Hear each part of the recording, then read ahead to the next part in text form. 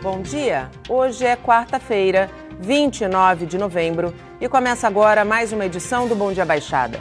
Eu sou Nathalie Nanini e vamos juntos até às 9 horas da manhã.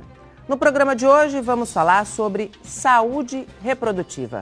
Para tratar do tema, o Bom Dia Baixada recebe os ginecologistas especialistas em reprodução humana, Carlos Alberto de Oliveira. Dr. Carlos Alberto, seja muito bem-vindo ao nosso programa. Muito bom dia. Obrigado, Nathalie. Bom dia.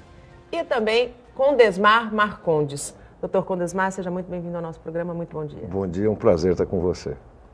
E a partir de agora, você pode participar também do nosso programa através do nosso WhatsApp, que é o 13 988779496, ou pela nossa fanpage no Facebook, Bom Dia Baixada, onde estamos simultaneamente ao vivo. Dr. Condesmar, o que a medicina tem mostrado quando a gente fala de fertilidade após um tratamento de câncer? Nathalie, eu acho que o mais importante é que definitivamente nós entramos no século XXI.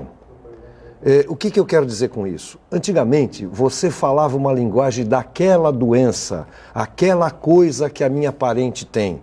Hoje em dia, você está vendo presidentes falando que estão com câncer, que operaram e que estão curados, etc. e tal. O que entra o século XXI? Nós estamos falando de cura para o câncer, obviamente não para todos, sim, mas o câncer sendo diagnosticado precocemente e podendo te levar à cura. O que acontece com as pessoas mais jovens? Naquele primeiro momento, ela pensa em curar o câncer. Sim. Só que uma vez curada, e o homem ou a mulher são jovens, o próximo passo é pensar, o que é que eu faço para ter filhos? Sim. E se ele foi afetado, eventualmente, pelo tratamento, ou pela cirurgia, ou pela radioterapia, ou pela quimioterapia para esse tratamento, sim, ele pode vir a ter problemas futuros. O que acontece hoje? A medicina reprodutiva te propicia a esse homem, por exemplo, antes do tratamento, que ele guarde espermatozoides, e aquilo que a gente vai falar, a mulher jovem, sei lá, 17 anos, 18 anos, 30 anos, que ela guarde óvulos para permitir que ela engravide após o tratamento. Que são os chamados óvulos e espermatozoides saudáveis. Exatamente. Eles não foram afetados pela quimioterapia, pela radioterapia ou pelo próprio câncer. Dr. Carlos, o congelamento de óvulos em embrião ainda é a melhor alternativa quando a gente fala em fertilização pós-câncer? Sim, sem dúvida. Então, o grande problema do tratamento do câncer é afetar os ovários, afetar o testículo, quando o câncer é em um homem, e sem dúvida nenhuma a preservação dos óvulos. Então, daquela paciente que está solteira, paciente jovem que já começou a menstruar, é a estratégia que tem mais resultado. A gente consegue gravidez e consegue um índice de sucesso muito grande para essas pacientes. E o congelamento de sêmen é super simples. Então, um homem que foi diagnosticado com um câncer, ele pode, por um método de ejaculação, de masturbação, ele colhe 1, 2, 3 amostras e isso já fica no mesmo momento já congelado na clínica, isso para um futuro uso. A gente tem um vídeo, já está no ponto o vídeo? É bem curtinho, mas ele mostra exatamente como é o processo. Enquanto ele estiver passando, eu vou pedir para o Dr. Condesmar explicar. Está no ponto já, pessoal? Vamos lá. A gente está vendo o preparo das amostras, aqui o sêmen está sendo centrifugado e estão separados os bons espermatozoides dos ruins. Você está entrando no microscópio e vendo os espermatozoides. Olha lá, tá pego um espermatozoide, colocado dentro do óvulo com essa pequena agulha, e aí óvulo e espermatozoide se encontraram, a partir daí você tem a formação do embrião. Tem a formação do embrião. Esse é o mesmo procedimento para o congelamento? Isso, é a mesma coisa. Então, quando já tem um casal com união estável que foi diagnosticado com câncer, a gente prefere que sejam congelados os embriões. Então, os embriões têm maior taxa de sucesso porque eles já fertilizaram, eles já têm a qualidade deles, a gente já consegue classificar a qualidade deles. Mas o que é mais oferecido para as pacientes com diagnóstico de câncer, principalmente o câncer de mama, é o congelamento de óvulos. Então, o congelamento de óvulos também tem uma taxa de sucesso. Então, você congela um número de óvulos. Então, em pacientes jovens que a gente fala, então paciente abaixo de 35 anos, ela normalmente com um estímulo que dura 10 dias, ela consegue congelar 10, 15, 20 óvulos. Então, desses 20 óvulos, você consegue recuperar cerca de 90% dos óvulos. Então, hoje a taxa está alta, então. Muito alta. Então, essa taxa, quando a gente tinha técnicas que existiam há 10 anos atrás, esse congelamento tinha uma recuperação muito pequena. Sim. Então, você conseguia aproveitar 10, 20, 30% dos óvulos. Agora, com a técnica nova, a gente já consegue aproveitar cerca de 90% ou às vezes até mais, 95% dos óvulos. Então, hoje é uma realidade. Então, realmente, a gente chegou no século XXI. Doutor Condesmar, hoje muitas mulheres optam por engravidar mais tarde, né? Pela nova forma de sociedade, porque hoje as mulheres estão saindo de casa para trabalhar, estão focando muito mais na carreira e às vezes elas não têm ou não pensam quando são mais jovens nesse procedimento de congelamento e o câncer aparece. Quando isso acontece, quando não há um planejamento para esse procedimento, para esse congelamento, como é que a medicina pode ajudar?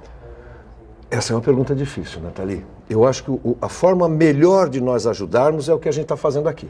Nós estamos discutindo, porque não só com câncer, mas você que está ouvindo, que é universitária, que pretende fazer pós-graduação, que nem casou ainda, pode tomar providências antes, guardar teus óvulos antes para o futuro. A gente não sabe o futuro. Nem todo mundo, e todo mundo viu agora esses dias, nem todo mundo é Ivete Sangalo. Sim. Que teve condições de guardar óvulos, isso após os 40 anos de idade. Sim. Mas você tem um limite. Porque o corpo humano envelhece. Exatamente. A gente faz uma brincadeira na clínica que você sabe que o teu ovário faz aniversário? O ovário faz aniversário. Hoje, se eu pegar uma mulher de 50 anos, seguramente eu dou 35 anos para ela. Mas o ovário dela tem 50 anos. Então, o que a gente tem que ter consciência é que existe um limite. Então, o nosso limite, o ideal é que a mulher congele óvulos até os 35 anos de idade. Mas é possível, após essa idade, ela descobre que tem um câncer, ela faz o congelamento aos 40? Sim. O nosso problema daí em diante é conseguir os óvulos.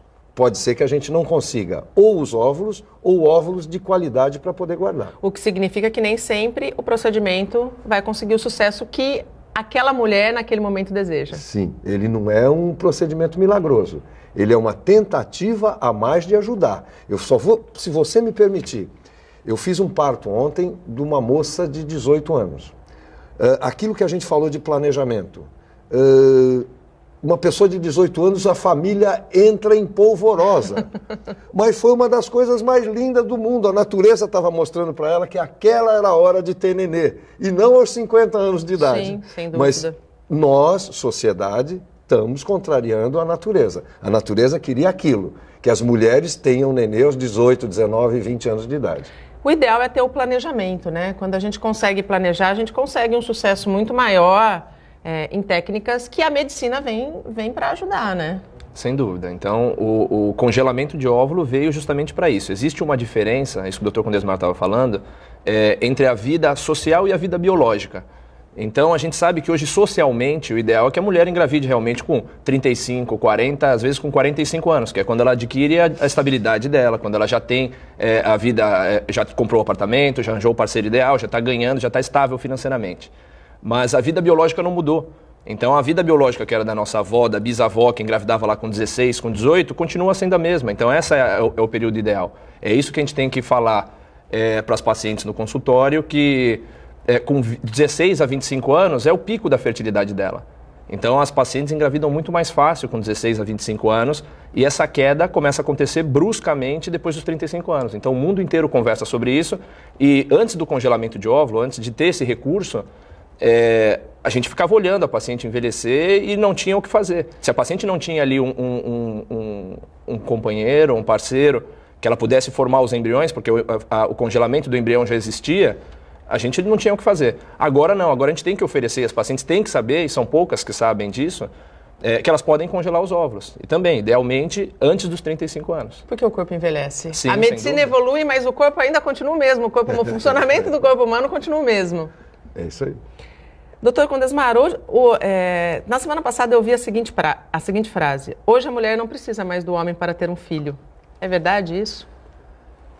Eu não saberia te responder. A rigor, não. Se ela quiser, veja, nós estamos falando inclusive de casais homoafetivos. Não tem necessidade. Desde que ela tenha um banco de sêmen, E hoje se trabalha com banco de sêmen. Banco de sêmen com qualidade, sabendo que não há doença, excluindo a maior parte de doenças genéticas. Então, é possível, sim. Ela pode, e isso há anos já acontece, ela fazer a chamada produção independente. Tá? Eu continuo achando que o ideal é que hajam casais. Sejam homoafetivos ou casais heterossexuais, mas os casais são ideais. Mas eu não vejo nenhum tipo de problema e vou ser machista. Também o homem pode ser um pai solteiro, sim, pode sem ser nenhum tipo de problema. Pode ser um pai, como a gente diz, né? Pai. Casais homoafetivos podem congelar ovos e se planejar, por exemplo, quando eles querem ter um filho? Sim. A indicação é exatamente a mesma. Então, por ser homoafetivo ou não, se aquele casal, seja de homem ou de mulher, então se tem a gente sabe que a fertilidade do homem é diferente, funciona de modo diferente que o da mulher. Então, quando o homem atinge 50 anos, mais ou menos 50 anos, começa a diminuir a qualidade dos espermatozoides também, ele poderia guardar esses espermatozoides se ele fosse deixar para mais para frente do que isso. Mas para as mulheres, sim. Então, um casal que é homoafetivo e tem 33, 35 anos de idade e elas ainda não estão pensando em engravidar, sem dúvida nenhuma, as duas podem congelar os óvulos. E outra coisa que foi agora aprovada na nova regulamentação agora de 2017, também é isso. Agora ficou claro que as pacientes, não só... As inférteis. Não só as inférteis. Então, essa é a vantagem. Então, antes não ficava claro que essas pacientes que não são inférteis poderiam guardar óvulos, que poderiam doar óvulos, e agora na nova resolução, sim. Então, essas mulheres realmente que estão com 33, 34 e não vão engravidar agora, elas têm que congelar os óvulos nessa fase. Quanto tempo dura, vou botar entre aspas, um óvulo congelado? A tua pergunta novamente é boa. Vamos falar de espermatozoide? Espermatozoide, teoricamente, duram ad eternum. Pode durar o resto da vida. Por quê? O congelamento de espermatozoides tem muitos anos. Então a gente sabe, descongelado 50 anos depois, o espermatozoide permanecia viável. A vitrificação de óvulo, o congelamento de óvulos, é relativamente recente. Então ela tem em torno de 10 a 12 anos. Não dá para eu te dizer cientificamente, hoje, dura 20 anos. Se o método tem 12, eu não posso te dizer isso. O que eu posso te dizer? Que esses 12 anos do método, a gente funciona bem. O que vale para o espermatozoide, eu acredito que também valha para o óvulo ou para o embrião. Só o tempo vai dizer que nós podemos eventualmente durar 20 anos esse óvulo ou esse embrião. Mas nós não chegamos no tempo correto ainda para te dizer isso. Mas os 12 anos mostram bastante eficácia. Eficácia com recuperação, como ele disse, em torno de 90% a 95%. O congelamento é um procedimento seguro? Sim, muito seguro. Então, com o avanço das novas drogas, então as novas medicações que a gente administra para os pacientes, então com as novas técnicas de laboratório, né, com todas as técnicas da reprodução assistida, o congelamento de óvulo e mesmo a fertilização in vitro é muito segura, muito segura. Então o grau de complicação é abaixo de 1%. Então, mesmo na coleta dos óvulos, então na aspiração dos óvulos, que é o procedimento cirúrgico que teoricamente poderia ter alguma complicação, ou mesmo durante a administração das medicações que ela toma, o grau de complicação é muito baixo. Então a paciente pode ter um pouco de inchaço, às vezes pode referir a algum tipo de cólica ou desconforto, mas nada mais grave que isso. Muito raros são os casos que avançam além disso. Há alguma contraindicação, Dr. Condesmar, para o procedimento? Não propriamente a contraindicação, mas você tem pacientes que não resolvem. Você induz e ela não forma óvulos. Ou você tem uma coisa chamada síndrome do folículo vazio, que você tira o óvulo e ele não existe. Então, ela tem uma alteração genética, ela tem eventualmente uma doença genética que não vai permitir que ela... Por exemplo, eu vou mais adiante, ainda voltando para o espermatozoide. Existem homens que são azoospermicos, de nascença. Ele não tem espermatozoides. A reprodução permite que a gente extraia espermatozoide lá de dentro do testículo, mesmo ele sendo zero. Tá? Só que a natureza levou algumas centenas de anos para zerar essa pessoa, para que ele não passasse adiante um problema genético. Sim. Então, hoje a gente sabe, e foi a experiência que mostrou isso, que nós tirávamos espermatozoides, quando nós fabricávamos um embrião, esse embrião tinha problemas. Então, hoje, com uma pessoa azoospermica, você primeiro faz a análise genética do homem para saber se ele não tem uma doença que ele eventualmente poderia passar. Com a mulher pode acontecer a mesma coisa. Doutor, embora seguro, como disse o doutor Carlos, existem riscos que devem ser esclarecidos. Por exemplo, as altas doses hormonais, que a gente pode dizer movimentam e dão mais possibilidade para o aparecimento de tumores sensíveis. É isso mesmo? Veja, deixa eu te colocar o porquê que a gente dá medicação e porquê, como o doutor Carlos colocou, por que leva 10 dias essa indução? A tendência da mulher, a mulher costuma não ter concorrentes. Não pode ter concorrentes. É ela e ela só. A tendência dela é ter um óvulo. Ela não tem óvulos concorrentes. Se ela fabrica no mês 6 ou 7 óvulos, o dominante acaba com os outros óvulos. Na reprodução, nós queremos esses todos 8 ou 10 óvulos. Por isso é que a gente dá a medicação pelos 10 dias, para que não haja só um óvulo dominante, senão ele tira as minhas chances. Sim. Com esses 10 óvulos, eu consigo ter um trabalho melhor. Só que são feitas realmente, apesar de muito seguras, são feitas altas doses de medicações para que você produza esses 8 a 10 óvulos. Em pacientes, principalmente no câncer de mama, em pacientes estrogênios sensíveis, então, se o estrogênio eleva demais, pode afetar um câncer de mama, aumentar esse tumor ou provocar problemas. Só que hoje, nós já temos medicações, às vezes com baixa dose de injeção, mas comprimidos. Sim. Esses comprimidos não só não deixam aumentar o estrogênio, mas até abaixam o nível de estrogênio. Já temos aí um grande avanço, né? Com segurança, você não afeta o câncer de mama. Olha que coisa boa. Doutor Carlos, depois de quanto tempo do fim de um tratamento de câncer, uma mulher pode ser inserida dentro do processo e engravidar efetivamente? Isso, então isso é uma discussão que a gente tem com os oncologistas. Então, existe agora nos últimos 10 anos foi criada uma especialidade dentro da reprodução assistida, que é a oncofertilidade. Oncofertilidade ele está juntando, está casando as duas especialidades, a oncologia junto com a reprodução assistida. Isso normalmente depende do tipo de câncer, mas normalmente se a paciente fez esse congelamento que a gente está contando, então o que acontece na grande maioria dos casos é a paciente procurar o serviço de reprodução assistida depois que ela já fez o tratamento. E o ideal é que ela procure esse serviço antes de fazer o tratamento. Porque dependendo do tipo de medicação que ela usar, na quimioterapia, o tipo de radioterapia, a chance é altíssima dela perder a função do ovário. Tá? Então tem 50%, 80% das pacientes que pode perder a função do ovário.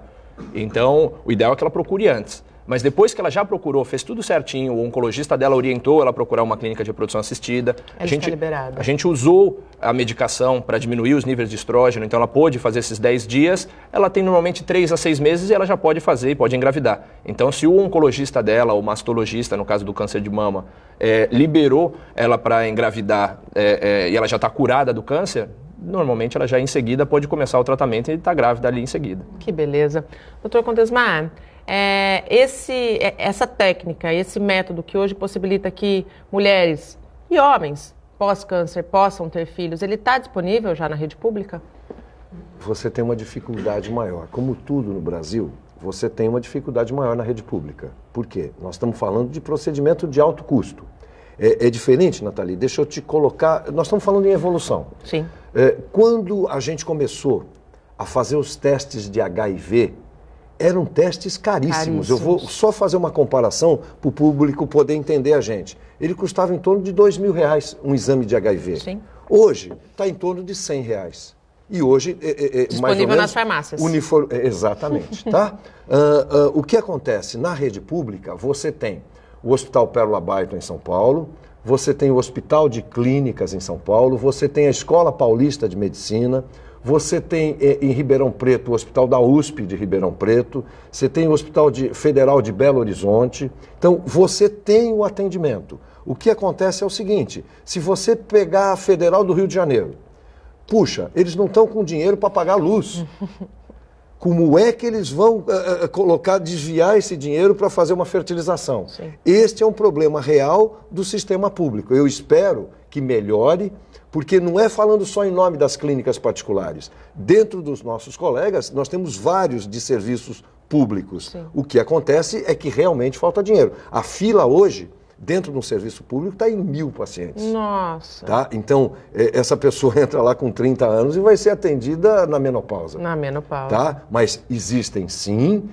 Hoje, o próprio sistema nosso, nós baixamos os custos, porque o número de pessoas aumentaram. Então, as medicações ficaram mais baratas e as próprias clínicas baratearam o custo, como o raciocínio que eu te fiz com o teste de AIDS. O senhor também é obstetra, né? Sim, além de ginecologista, especialista em reprodução humana. E como a gente está falando de câncer, como deve ser ou como é um pré-natal de uma mulher que fica grávida, naturalmente, uma paciente do senhor, vamos imaginar uma situação, e no meio da gestação se descobre portadora, por exemplo, de câncer de mama. Como é esse acompanhamento? É igual a um pré-natal normal ou não? Te colocando, primeiro, é uma tensão dupla, é uma tensão de mão dupla. Você está com uma mãe que tem um altíssimo risco e esse risco vai fazer, por mais que você tente tranquilizá-la, e essa é a função da gente como obstetra. Eu sempre vou atuar em conjunto com o mastologista dela. Por exemplo, eu sei que é seu médico. Dr. Gilberto Mello. O Dr. Gilberto, ele é um especialista em mama e faz obstetrícia. Então, algumas vezes eu chamaria ou o Dr. Gilberto ou chamaria um dos mastologistas que você já deve ter investigado para que a gente acompanhasse junto. Existem casos, e eu já vi este filme, eu não gosto dele, mas eu já vi, que gravidezes tiveram que ser interrompidas para que você pudesse manter a vida materna. Mas hoje em dia isso diminuiu bastante, graças a Deus. E a divulgação do estudo que comprova a contaminação das águas da Baía de Santos por produtos químicos, medicamentos e até cocaína continua repercutindo. Representantes do poder público em diversas esferas se reuniram com cientistas da Unisanta e da Unifesp que coordenaram a pesquisa. A primeira preocupação dos especialistas é tranquilizar a população. O resultado do estudo da Unisanta, que aponta a presença de cocaína e resíduos de medicamentos no mar da Baía de Santos, não representa, a princípio, uma ameaça à saúde dos santistas. Os trabalhos não tinham como foco saúde humana nem do banhista, nem do consumo de pescado, e então os dados não indicam nenhum risco, nenhum perigo desse tipo de contaminação. Então eu acho que também para a população da Baixada vale a pena tranquilizá-los, porque os estudos falam de indícios de risco ambiental e falam então de algo que precisa ser aprofundado. A gente tem esse monitoramento regular nessa área há 15 anos com análise. A gente não faz determinação de cocaína porque não é uma prioridade dentro do nosso monitoramento regular. Os mesmos especialistas argumentam, entretanto, que ainda são necessários estudos complementares para avaliar os efeitos a longo prazo. Hoje não dá para prever, por isso a importância de continuar com esses estudos. Essa é uma pergunta que precisa ser respondida. Há risco para a população? Então, os estudos que vão tratar da contaminação dos organismos marinhos, esses estudos são importantes. E hoje a gente ainda não tem esse dado. Então, uma mensagem que fica também é que a gente vai continuar trabalhando nesse tema, porque a gente entende que é um tema ambientalmente relevante. Tem muita gente trabalhando na Baixada Santista, Universidade, CETESB, etc. E precisa conversar mais, né? Tem muita informação que precisava ser interpretada em conjunto. Na hora que a gente coloca tudo isso, você consegue ter uma visão melhor do ambiente. A reunião aconteceu a pedido do secretário de Meio Ambiente de Santos, Marcos Libório, e contou com representantes da Sabesp que não quiseram gravar entrevista. Ele ressalta que a questão tem também razões comportamentais. Além do risco ao meio ambiente, ela é um extrato também do comportamento da sociedade, que precisa ser visto. É um caráter social, de saúde realmente, que precisa ser observado. Ali é o resultado de um comportamento. E, principalmente, do descarte irregular de medicamentos, que às vezes vencidos, a pessoa descarta na privada, descarta na pia e tal, sendo que deveria utilizar a rede de logística reversa existente, farmácias e hospitais. Em nota, a Sabesp disse que medicamentos e drogas não são removidos no tratamento de esgoto em nenhuma cidade do mundo.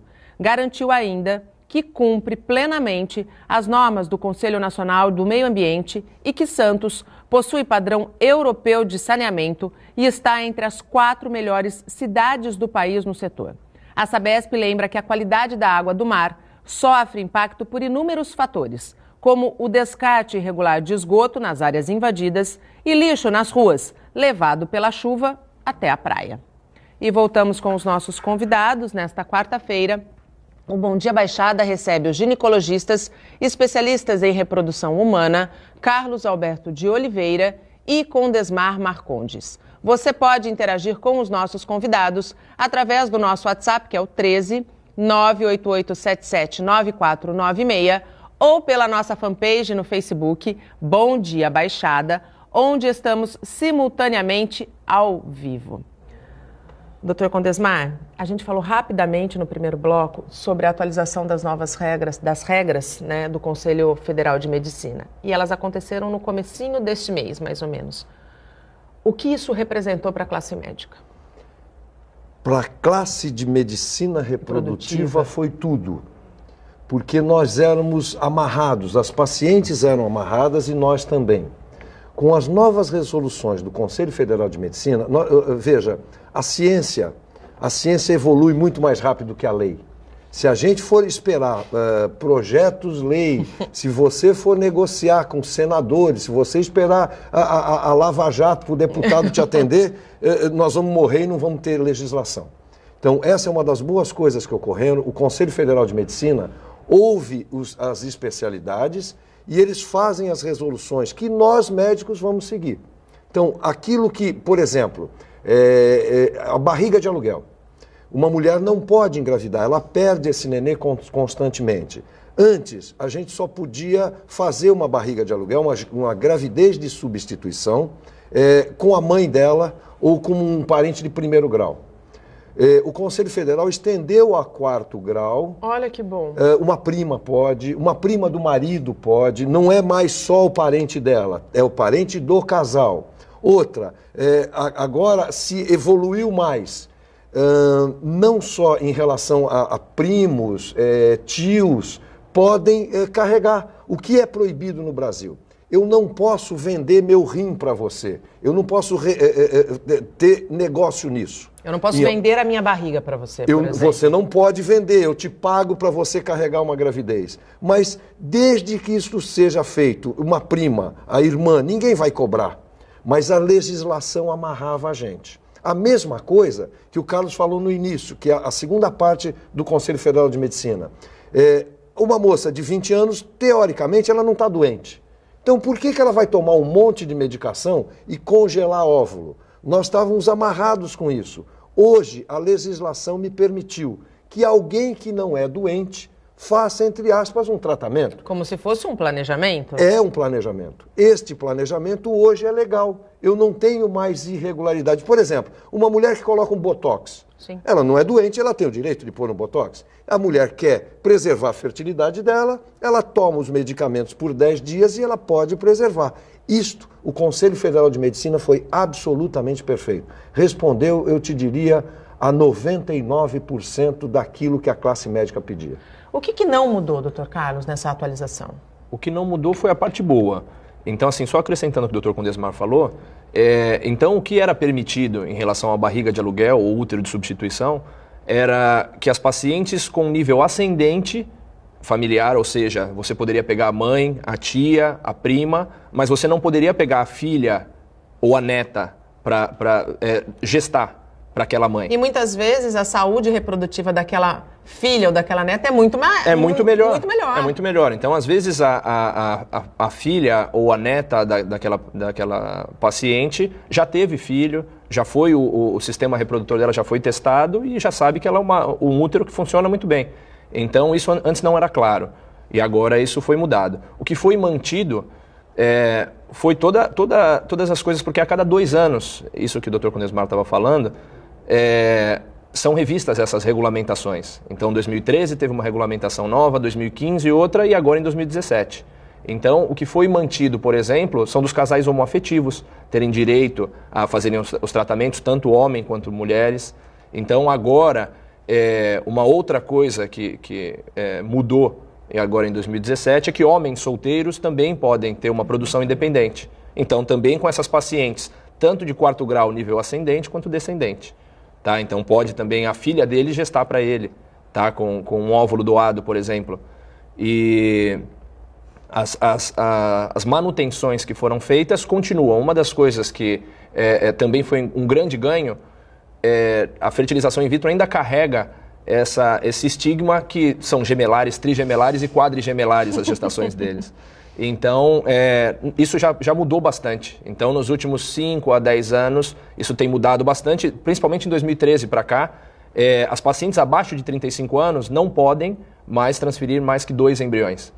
Tá? Então, ela escolhe junto com o médico. Então, se ela já tem filho, normalmente a gente recomenda que ela transfira só um embrião. Pacientes acima de 35 anos e até 40, então de 36 a 39 anos, elas podem transferir no máximo 3 embriões e acima de 40, 4 embriões. Então, isso foi mantido também. Então, isso possibilita que tenha um número muito menor de gestações gemelares, trigemelares, tá? Que hoje em dia são muito raras. Sim. Então, você diminuiu muito o resultado ruim obstétrico. Então, aquelas gestações de alto risco, que a paciente entrava em trabalho de parto prematuro. Os bebês nasciam muito pequenos. Muito pequenos, a mãe tinha que ficar acompanhando eles em UTI neonatal. Hoje em dia, isso quase não existe mais. Então, isso é muito raro. E a gente que convive com isso no dia a dia, são raríssimos os casos de gemelar ou trigemelar no nosso consultório. A idade limite também foi mantida, né, doutor? Você diz de 50 anos. Veja, partiu tudo de uma discussão aqui em Santos, de uma mulher de Gêmeos que tinha 63 anos de idade. E, de novo, o Conselho Federal de Medicina ouviu a gente, porque foi colocado, isso era há 2 anos atrás, a legislação, a idade limite é 50 anos. Só que, como nós conversamos no início do programa, você está cheio de mulheres de 50 anos, que se você olhar, você dá 32. Então, o Conselho Federal voltou um passo atrás e passou a responsabilidade para nós médicos. Eu e a paciente decidimos, nós dois, com a minha responsabilidade e de um clínico eventual, se ela tem condições de gestar aos 55 anos de idade. Nathalie, ela faz academia, ela não tem obesidade, ela não tem diabetes, não tem hipertensão, a cabeça dela é perfeita. Por que ela não pode engravidar aos 55? Desde que ela assuma a responsabilidade e eu também, a legislação também liberou isso. Hoje permite. Hoje é permitido. Com relação a levar a informação, eu sempre defendo aqui que hoje a informação é a principal ferramenta que a gente tem para conscientização de tudo aquilo que a gente acha importante. Prevenção, a gente fala muito de levar a informação. Com relação a levar a informação da reprodução assistida, para pós-câncer ou para planejamento familiar, vocês pretendem levar o que a gente está falando aqui no programa para, por exemplo, uma plateia de universitários? Essa é a grande ideia, Nathalie. Começamos aqui. Nós estamos começando no teu programa. A legislação tem pouquíssimo tempo. Então, o que a gente está querendo, nós vamos visitar as universidades falando do congelamento de óvulos, falando da manutenção da fertilidade na presença do câncer, para que a família não se desespere, tem que fazer o tratamento já em um dia. Aguarda esses 10 dias e dá tempo da gente colher os óvulos. Então, da mesma coisa da manutenção da fertilidade, quanto mais jovem, nos Estados Unidos hoje, a média de mulheres que congelam óvulos para a fertilidade baixou para 30 anos de idade. Então, as mulheres com 30 anos estão congelando. Então, o que nós vamos falar para a universitária que está vendo a gente é que ela pode congelar aos 25 anos. Outra, ela não quer ter filhos. Eu vi alguém na TV falando isso esses dias. Ela pode doar óvulo para a clínica e ela poder propiciar que alguém possa vir ter filhos, posto que ela com 25 ou 30 anos, ela pode doar isso, veja, gratuitamente. Sim, não pode ser negócio. Não é negócio. E isso foi uma das grandes coisas que não mudou na legislação. Eu também não aceito que alguém venda rim ou que doe sangue no banco de sangue para receber dinheiro. Você faz a coisa porque você quer ajudar o próximo. Sim. A mesma coisa em relação aos óvulos. Então, esse circuito nosso começa o mais rápido possível, que os universitários que estiverem nos ouvindo estão aceitando o convite para dar palestras, sim. Que bom. E isso vale também para os oncologistas, né, doutor? Vocês aproximar a saúde reprodutiva e levar as informações para os para os obstetras, por exemplo, é muito importante. Trabalhar uma parceria multidisciplinar. Exatamente. Então, o mundo tem caminhado para isso. Então, essa multidisciplinaridade, você incluir o oncologista, incluir mesmo o psicóloga, as outras especialidades nesse tratamento e no cuidado dessa paciente, isso é fundamental. Então, a gente também tem sido convidado e tem programado para fazer encontro com oncologistas, com urologistas, também para discutir e para informar e ser informado. Então, existem levantamentos da Sociedade Americana de Reprodução Assistida que cerca de mais de 50% das pacientes que têm algum tipo de câncer, seja do tipo hematológico, como linfoma, leucemia, ou mesmo câncer de mama, que hoje em dia no Brasil tem um levantamento de 2016 que 57 mil casos de câncer de mama novos são mais ou menos 25% aí dos casos de câncer em mulher. Mais de 50% das mulheres, quando interrogadas, perguntadas se foi feita alguma oferta, ofereceram para ela congelamento de óvulo, mais de 50% falaram que não. Então ninguém discutiu fertilidade com essa mulher. E isso é uma grande preocupação. Depois que a mulher acaba de fazer o tratamento, ela também quer gerar a família dela, ela também quer se preocupar com o futuro dela. Então essa conversa com os oncologistas precisa acontecer, vai acontecer. E a gente já sabe que as principais revistas, as principais sociedades de oncologia do mundo já aceitam que a grande maioria dos cânceres possam ser, antes disso, pensado na fertilidade. Então, que você possa fazer um congelamento de óvulos, que você possa pensar no futuro da paciente pós-tratamento, visto que, por exemplo, o câncer de mama está ligado ao tipo de câncer de mama e está ligado o quão precoce ele é diagnosticado, mas cerca de 90% desses cânceres têm um bom prognóstico, as pacientes saem salvas daí. Sim. Então 90% das pacientes poderiam ter congelado os óvulos e essas 90% poderiam ser mães. Também poderiam ser mães depois do tratamento. E chegamos ao último bloco do programa. Cansados dos assaltos e da sensação de insegurança, moradores da Vila Valença, em São Vicente, decidiram colocar a mão no bolso e instalar por conta própria câmeras de monitoramento. São 43 câmeras que cobrem pelo menos 10 quadras do bairro. Cada uma capta um raio de aproximadamente 150 metros. Quando a gente está chegando, né, a gente consegue ver o entorno todo, ver quem está vindo na rua do lado, na rua da frente. É muito, muito mais seguro. Elas foram locadas pelos próprios moradores do bairro Vila Valença, em São Vicente. 160 famílias pagam por mês R$ 60 pela manutenção do serviço prestado por uma empresa da capital. As imagens podem ser acessadas em tempo real, 24 horas por dia, por meio de um aplicativo instalado em celulares. Isso é uma ferramenta muito importante, muito válida para combater a criminalidade que está tomando conta aí do bairro, né? Inclusive as pessoas às vezes não pensam nisso, mas essa criminalidade chega a desvalorizar os nossos imóveis, né?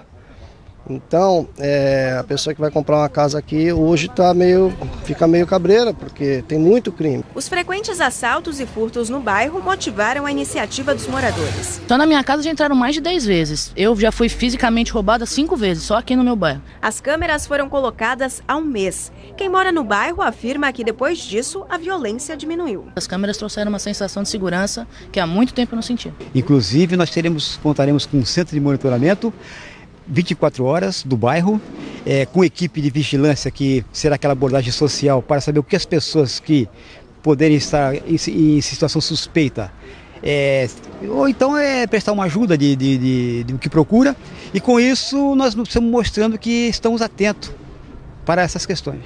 O objetivo dos moradores é instalar pelo menos 160 câmeras em toda a Vila Valença.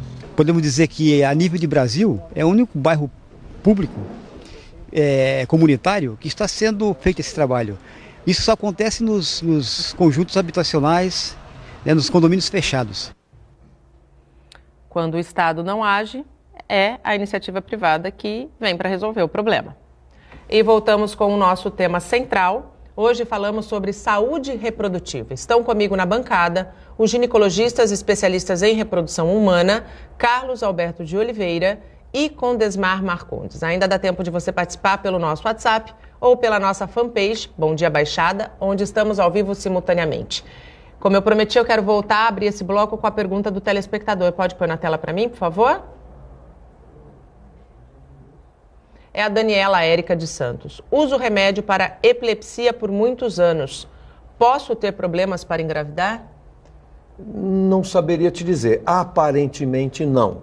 Como eu te disse, veja, é uma coisa multidisciplinar. Nós temos que discutir com o teu neurologista, quem está fazendo a medicação, se vale a pena diminuir as doses ou mudar a medicação para que um outro tipo de antiepilético que não cause problema na gravidez. Mas aparentemente eu não vejo nenhum problema. Mas primeiro, discuta com o teu clínico. Doutor Carlos, um levantamento recente da Anvisa mostrou que a procura por sêmen importado cresceu cerca aí de 2.500%. Na opinião de vocês, quais seriam os fatores que levaram a esse crescimento tão grande?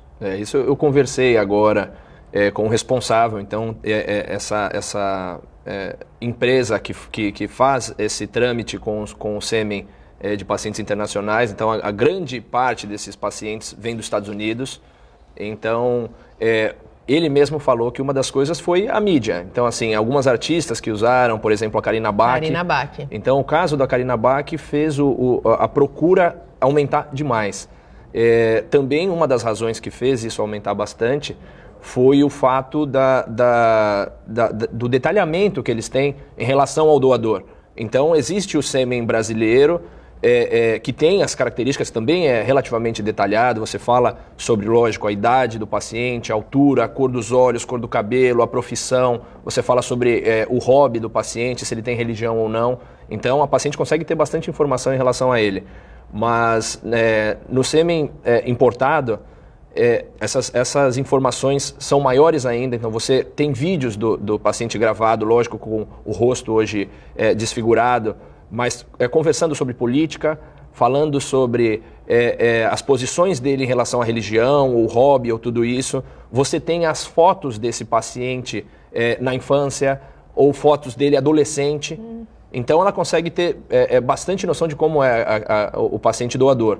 Então por isso cresceu bastante. E outra coisa, tem pacientes que têm dificuldade de achar algumas características. Então, se a paciente tem 1,75 m, que é um marido mais alto, ou com o cabelo liso moreno, cabelo liso loiro, olho claro, qualquer coisa que ela vá procurar, às vezes no Brasil a gente tem mais dificuldade. E esse sêmen importado, por a população norte-americana ou mesmo europeia, tem essa característica mais fácil, a gente consegue com mais facilidade.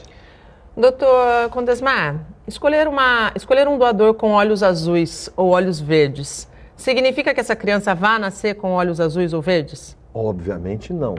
Obviamente não. Veja, se a gente lembrar da época de cursinho, o azão, azinho, esse domínio, em nada a reprodução vai mudar. Se a mulher, por exemplo, como você, olhos castanho escuros, você é dominante.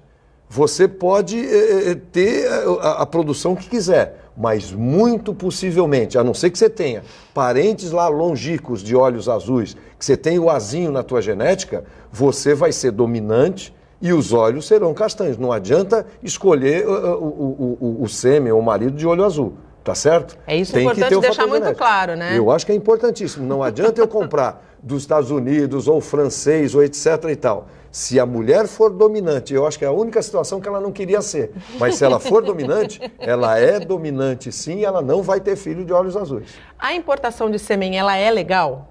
Ela é legal. Então já tem hoje empresas que fazem isso, como eu disse.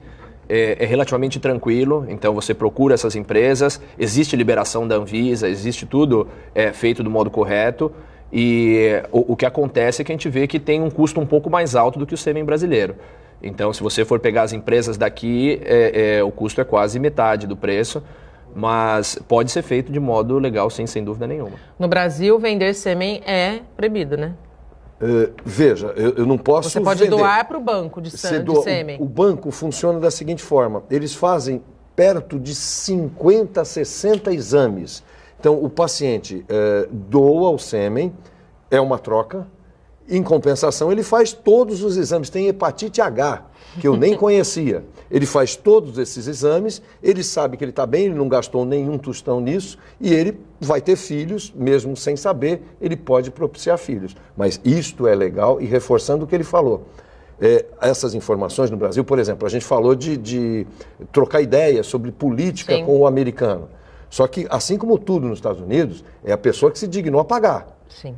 Isso não vem de graça, ela paga por essa comunicação para o banco, ou paga lá para a pessoa nos Estados Unidos. Lá, para ele doar, ele vende sêmen. No Brasil, ali é um comércio. Lá é um comércio. Aqui não. Aqui não. Aqui é um ato de ajuda. É um ato de ajuda, exatamente.